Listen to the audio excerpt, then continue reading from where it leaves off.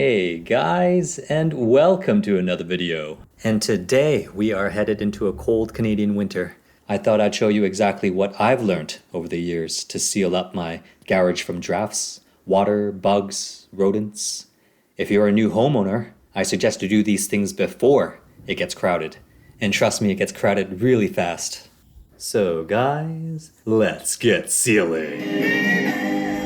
So one of the main things to look at is to look at the beginning of your driveway leading up to the concrete threshold. Usually that would be the place where water, dirt, and other things that seep in erodes the edging, leaving small to large gaps. In the summer, I would see a road of tiny ants and anthills pop up in between, so it's best to seal it all up all at once. I use this driveway crack filler to seal it up, and you might need 2 to 3 tubes of this stuff. It'll actually harden up rubberized, and it's best to do this during hotter days. I also recommend taping across the entire threshold so you can get a nice clean line when you apply, then remove the tape. It also helps to have a plastic putty knife to level it out. This is my neighbor's driveway. Now this is what may happen when water gets in and erodes the soil underneath, leading to a lot of problems later on. So you might end up cracking, deforming, and even sloping your driveway in the wrong direction. So, important guys. As a side note though, with many newer built homes, there's actually a weeping system underneath to help drain and protect the home from further water damage. Now the next thing to look at is the perimeter of your garage door and look for any damages. With that exposed wood there, I think I'll need a touch of exterior paint. The only problem is getting the right color. For any gaps and cracks, I'll use this exterior silicone caulk, and it definitely helps if you have the right color. Here I'm using a concrete gray. Now the reason why I'm using silicone is due to the more flexibility and the resilience to UV damage, where I've used some polyurethane products that actually cracked under the sun within a year. So guys, when you're buying this, make sure it's for exterior outdoor applications.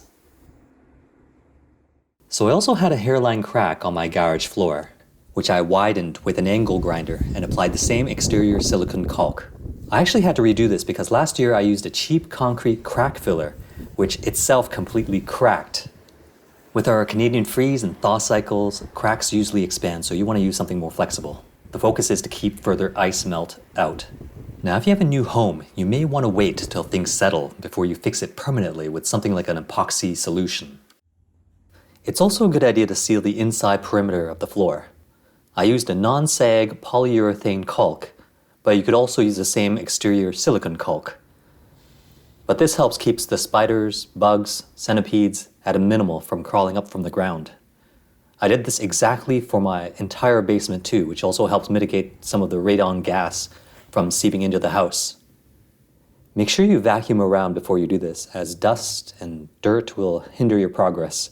I always keep a wet back in my garage.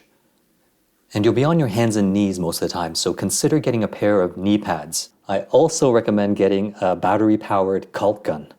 I consider this one of my greatest investments as it saved my hands and wrists from so much pain. Sometimes I'll hear whistling and drafts coming in from the sides of the door. It's not perfectly flush, even with the garage weather stripping on the other side. So I went ahead and bought some regular door weather stripping at my Home Depot, which was 8 feet long, rolled up. This stripping is a plastic nylon foam combination, which has some nice cushion to it. I used some really small wood screws to attach it to the support wood. And this is also a nice bonus as it keeps the bugs from crawling in. You'll need to buy 2 of these strips, one for each side. So this house sits next to a wide open field, so I get a lot of creatures at night. I noticed there were a lot of mice getting in from the corners of the doors. They were so intense and so hungry that they chewed through the outside weather stripping. I noticed there was a gap between the garage door track and the outside weather stripping, so I used a piece of 1x2, which fit perfectly between, blocking them from getting in. I secured it with a nut and a long machine screw that went through one of the holes in the track support. You may find some extrusions built out from the walls to fit air ducts and returns for an above bedroom. Critters just love to nest in those dark gaps. I suggest spray foam to fill those cavities. Use a handsaw or an isolating tool to cut it flush. Depending on the gap, you may also want to cover it with some drywall, as it could be flammable. Make sure you check with your local code. You should also look for any holes in your drywall or gaps around your outlets and such. You'll want to patch it up with drywall compound, spray foam, silicone to prevent any carbon monoxide from your cars from seeping into your house, especially if you have a bedroom above. Usually when I drive in or out, I would keep the doors open for at least a minute to air out any gases.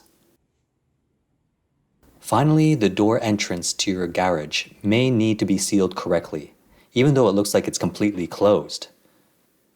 My trick is to close the door and making sure the garage is in pitch darkness. If you see any light leakage from around your door, it's best that you seal it up with more weather stripping. This trick is probably good to do with your garage door too. Now just to clean up, I always recommend a regular broom. It's lightweight enough to get any spiders off the ceilings and to really launch bugs to the moon.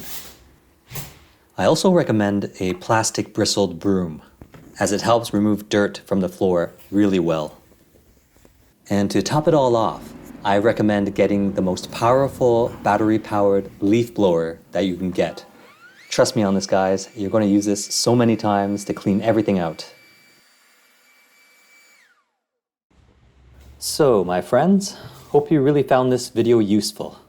Comment below if you have your own tips and tricks. Hit the like button if you enjoyed it, and please consider subscribing to the channel, as it motivates me to continue making more content for you guys. Alright, cheers!